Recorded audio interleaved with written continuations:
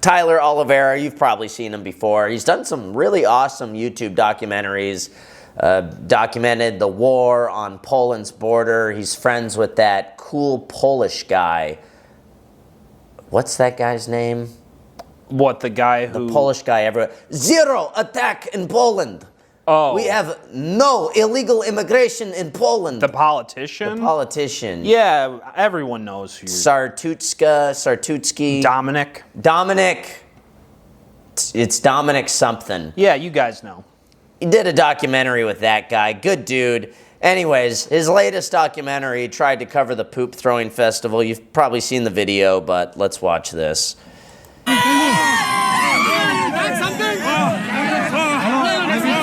sinking. I'm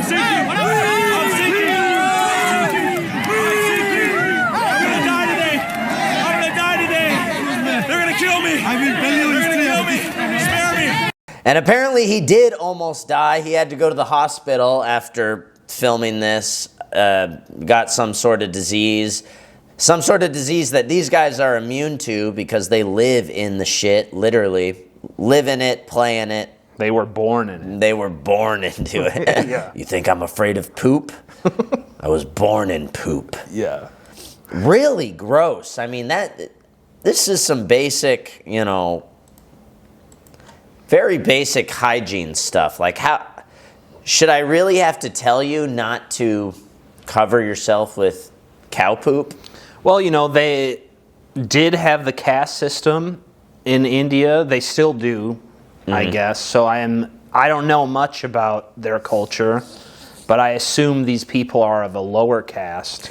That could be it. Yeah, maybe the higher castes aren't doing something like this. This might be Untouchables poop festival. Maybe that's what's going on here. They could be Untouchables.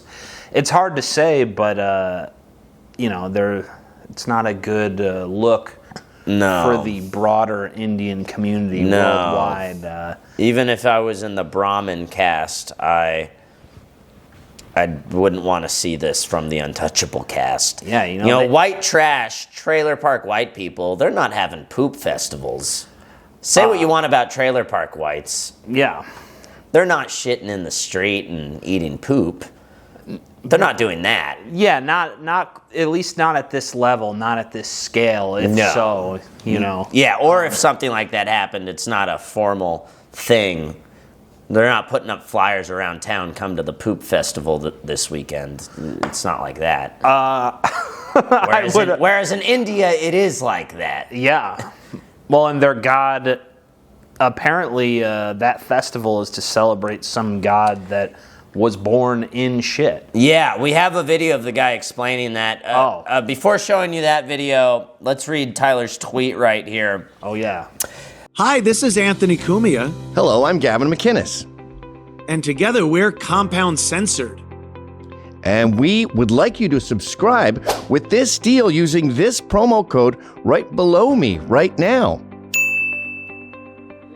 Do it, because it's very entertaining.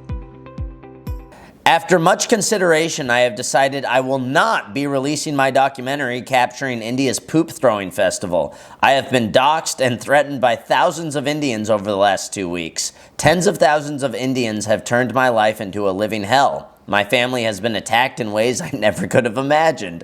Showing up to this poop festival was the worst decision of my life, and I severely underestimated the power of India. I am only one man. I cannot defeat the combined power of 1.5 billion Indians who yearn for my destruction. I simply cannot continue fighting this war and must choose my battles. This one simply isn't worth it.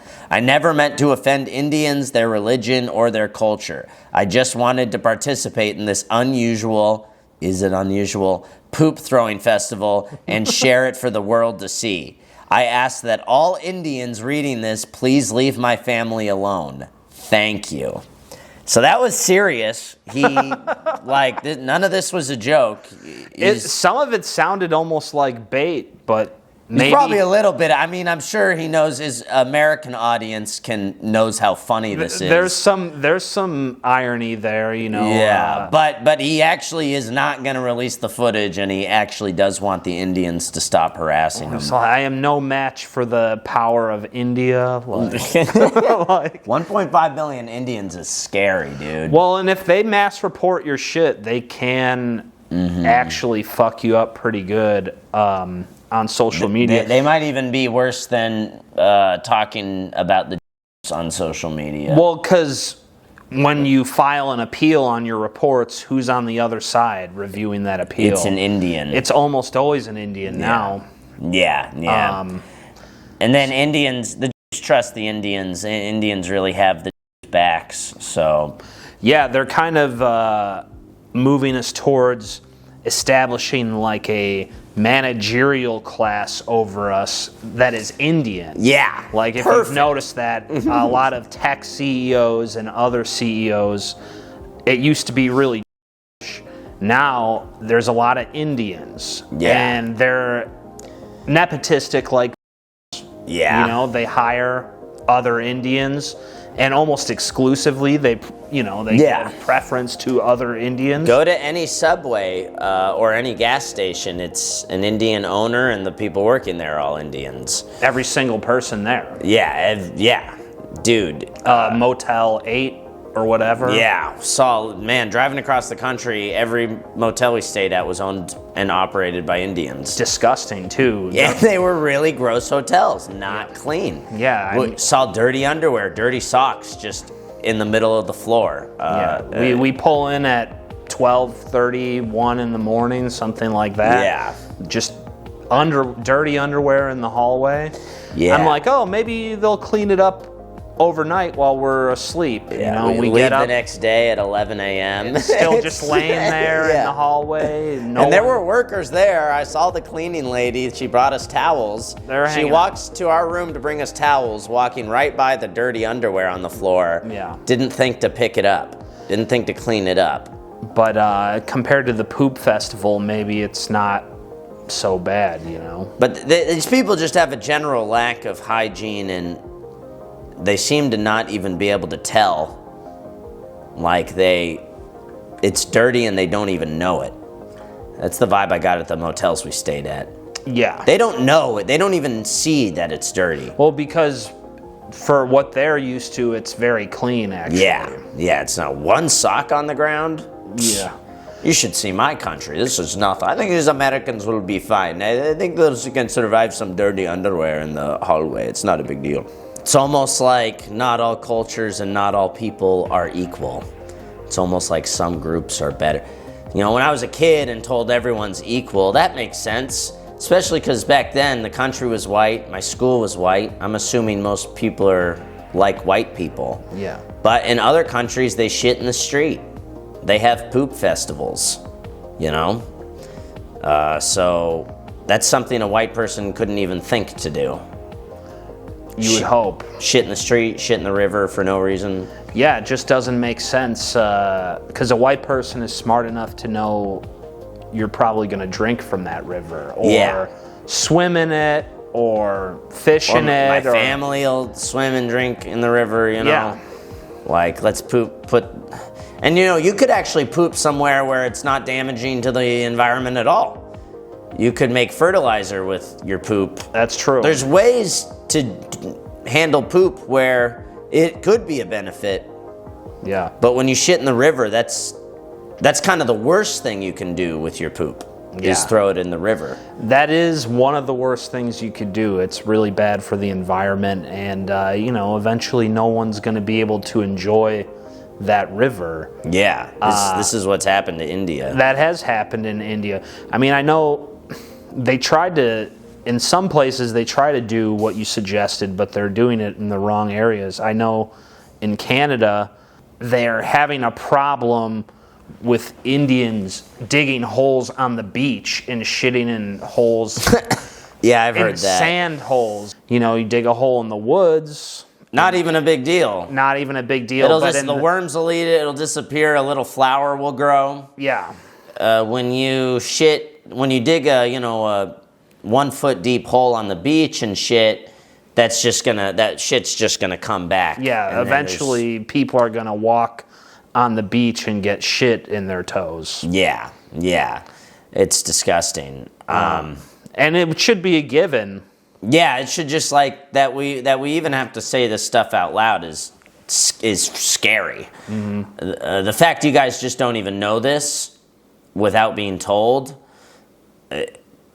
that makes no sense. That's like some low, like I'd rather live in Africa than India. That's how bad India is. So, anyways, L for Indians all around. After filming a poop throwing festival in India, angry Indians are sending me messages like this. Hey bro, I wanna fuck your sister, man. I wanna put my dick inside on your sister's. She like my dick. You wanna suck my dick? You motherfucker, you son of a bitch. Just suck my dick, you son of bitch. Hey bro, I wanna. Wow, he's gonna put his inside your sister's. She's gonna like it? Fuck your sister, man. I wanna put my dick inside on your sister's. I wanna put my inside on a sister's. She like my. She like my. You wanna suck my. You wanna suck my. You motherfucker, you son of a bitch. Just suck my. You son of bitch. You just suck my dick, you son of bitch. Okay, and then we got a picture of the guy that left that message. Here he is at the poop throwing festival, having a great time. Yep. His article from the New York Post, they just had some really good pictures from the festival. Look at this. That's like my personal hell. I think I would die from the air if I was anywhere near this. I can't believe they've allowed this festival to go on. I wonder how long this festival's taken place and for how many years have they been doing this? And the Indian government has never decided to step in, and the people would probably riot. They'd probably put the Indian government out of power if they stepped in. It's probably the people wouldn't stand for it. Over the poop. This is India. We are going to have our poop festival. And then this is another part of the documentary that's now not getting released, but this is from Tyler Oliveira. Indian villager eats fresh cow poop, claiming small amounts reduce the risk of cancer. So a little bit right here. I see. Fresh right there. But it's Can I smell? you smell it but bad. But our person It's pretty intense. Yeah. because this for scientific taste for it's not for you just eating for little bit daily. Eat it. Eat a little bit. Little bit eating. Scientific taste for it's for not coming for cancer. Okay, so scientifically proven that if you eat a little bit, it cures cancer. Little bit daily. How much do you eat daily? Can you show me? Just a small. You don't have to do it. I just want to see how much. Just a small amount. The small, anything you can eat it. But How does it taste? That taste, but we are playing our bodies. Any other stitching or anything, it's not can. Okay. Our proof, you can check it your scientifically. Okay. So You can scientifically, you can take. So he said, don't rub it into your wounds, but you can eat it, is what he said. Wow, that's good advice. That's good At medical least he knows advice. not to rub it into an open wound. So that's good. Yeah, dude. We're learning. Got another video right here. Another video of Indians celebrating Diwali Poop Festival. Yeah, throwing... These guys are all having a great time. Huge smiles. They look forward to this every year. Yeah, when you play with the cow dung, they get cured of many diseases, as the god is in the form of cow dung and he cures everything. The Gore Baja festival begins with the collection of ammunition. So this is them collecting the cow poop. The manure is then brought to the local temple. They bless the cow poop. Nice. Where a priest performs a blessing ritual. Excellent. I've heard it. I thought it was a myth. One of the dreams, celebrate. Yeah, before the fight, the dung is dumped in an open area. So this is before the festival even starts. The dung is just out, and these guys are already jumping in, covering themselves in cow shit, throwing it at each other for fun. They're excited. This is a big deal for India. This is like Easter Sunday for Christians. This is the Indian version of Easter Sunday. Yeah, this is their big day. What more do I need to show you about Indians, you know? This says it all. I couldn't say it better myself. They write better code than you, dude. Oh, yeah. They're willing to take a job for 20% of what you would take that same job for. Yeah. Yeah, without the H-1B visas, white guys with engineering degrees could make like $250,000 a year out of college. Yeah, without H-1Bs. That entire situation is fucking over so many white guys. They told all these white guys, go to college, college is a scam. Not if you get an engineering degree. Go get an engineering degree. All right, I don't know what else. Okay, fine, I'll get an engineering degree. Yeah. White guy gets an engineering degree, spends all this money in 4 years of his life to do it, and then he gets beat for the job by some Indian that'll do the same job for $40,000 a year. And it's like, okay, he's probably going to do worse, by the way, but he's just willing to live below the poverty line because he's crammed into his house with 12 other Indians. He's absolutely going to do worse, but yeah, you know, is the point to have a good product, or is it to destroy white men and keep white men from having families, you know? The point is to keep white men from having families, that's for sure. That's what it seems like. Yeah. No, I've said it in videos. 9-to-5 jobs, corporate jobs, is just daycare for women. Daycare for women. It's so that the women have their own income, don't need a man, don't need to start a family, and then we do our best to corner the white men out of the market. Yeah, basically, the incel percentage has been inflated artificially. You know, they've created a white incel they created incels by just refusing to give guys jobs. Refusing. A guy without a job is an incel. Yeah. For the record. Not all of them. You can't afford to have a family. Maybe if you're good looking, you can, you know, hook up with girls or whatever. But if you want to have a family, you need to have a job, obviously. Yeah. And these guys can't get jobs, so. Yeah, I mean, even if you're living at home and don't have a job, if you're good looking, maybe you could still get laid. Yeah. But still can't start a family. Yeah. And obviously girls want to go for a dude with a job, and now all the dudes with jobs are black and Indians, and and they're getting the jobs even though they're less qualified for them. Yeah, dude. So we're creating like a generation of retards because their parents only got those positions through like affirmative action or whatever. Yeah, it's a joke. Nothing makes sense until you realize our government is and hates white people and wants white people to. It's a different type of genocide, but they don't want us to have babies, you know? Yeah. And it's working. They find every possible opportunity, if it could make it harder for a white person to have a family. That's what they're going for. That is what they're doing. So. Yeah. Oh, dude. There's always been incels. I've said it before. Before Instagram came out on the iPhone, the percentage of men who haven't had sex in the past year was 3%. Then we get iPhones, then we get Instagram in like 2013, 2014. We get Instagram on the iPhone, and then the percentage of 18 to 35-year-olds that were incels goes from 3% to 30% in a few years after Instagram hits the iPhone. So that was the first wave of everyone becoming an incel. And then as the economy's gotten worse and feminism has gotten more and more aggressive, it's gotten worse. What percentage of 18 to 35-year-old men today are incels? Half? Maybe more than half? I wonder. Probably more. Half would be, I'd feel safe saying half. Yeah. Conservatively, I'd say half. But I wouldn't be shocked if it was more. And then part of the equation is obviously pornography, because that keeps... If you just had a bunch of incels,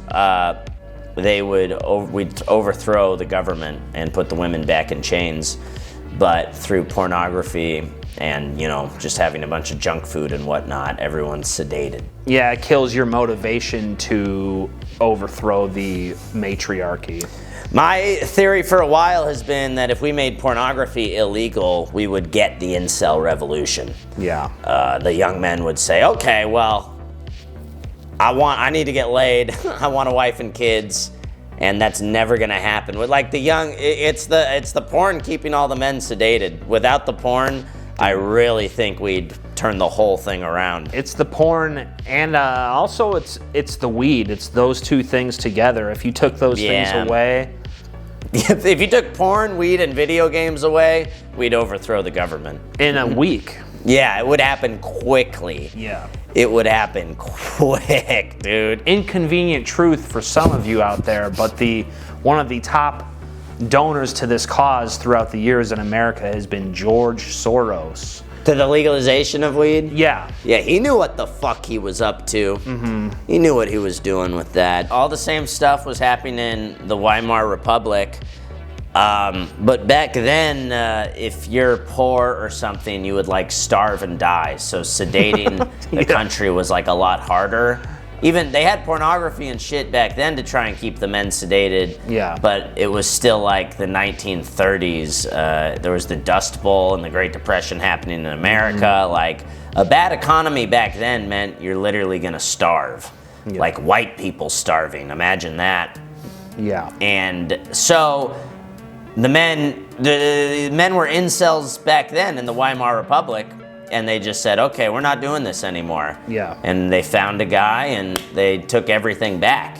And it improved it became the most powerful country on the whole entire planet after they kicked out the banned pornography, transgenderism, homosexuality, banned all that stuff, and said we're going to be proud to be German again. Became the most powerful country in the whole entire world in a couple of years. If Germany started the war a few years earlier, they would have won, because the rest of the world was still in the Great Depression. Right? You're asking the wrong guy. I don't know about the strategy. I'm just pontificating right now. I don't know. But it is true that Germany got out of the Great Depression sooner than everybody else.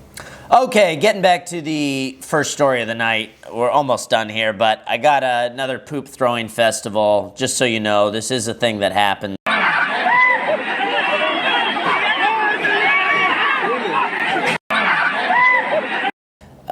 So, hell on earth, India. Oh, and then this guy climbed India's trash mountain. We'll just watch a little bit of this. I'm here in India at the famous New Delhi Trash Mountain. And what we're going to be doing today is climbing to the top. So when you're making your way... Okay, so you saw it from a distance, then he climbs up it. And there is quite literally... right now where the trash is not as compact. What turned from... He climbed it in shorts and Crocs. That's in-fucking-sane. I'd be wearing boots. I'd be completely covered and have gloves on and a helmet on. Yeah. Climbing that. Beautiful, pleasant... Low IQ British guy right romantic walkers. Really developing into quite the journey. And it still continues up to the summit. So wish us luck. So I finally reached the top. He is on a mountain of trash. Crazy. So, and they have that mountain of trash, and then they still have trash throughout the whole entire city. It is the worst place on earth. Israel or India? That's a hard call. I would say India for a couple reasons. Yeah. There's more Indians there. Yeah.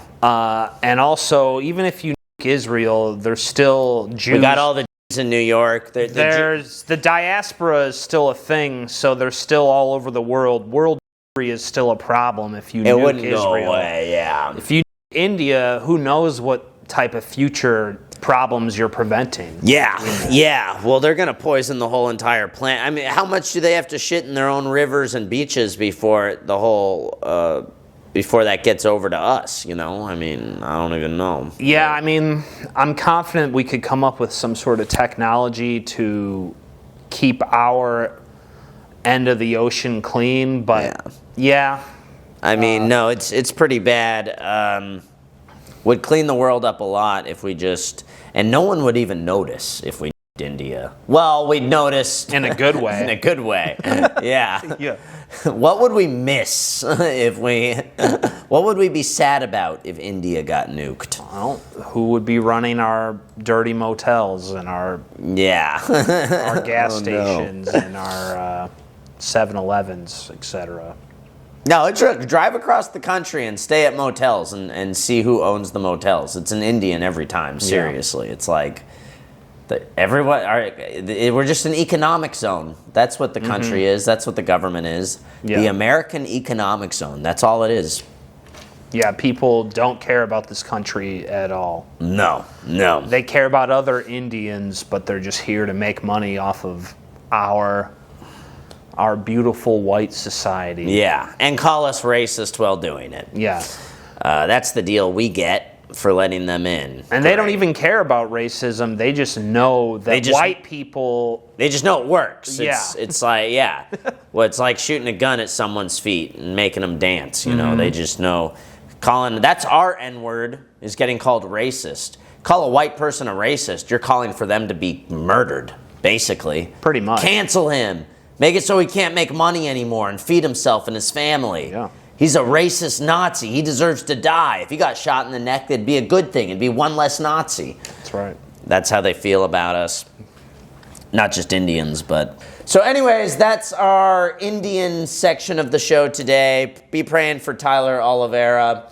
I think he's going to be all right. Hero. He's a hero. But hero, exposing these Indians. Somebody's got to do it. So if you enjoyed that clip...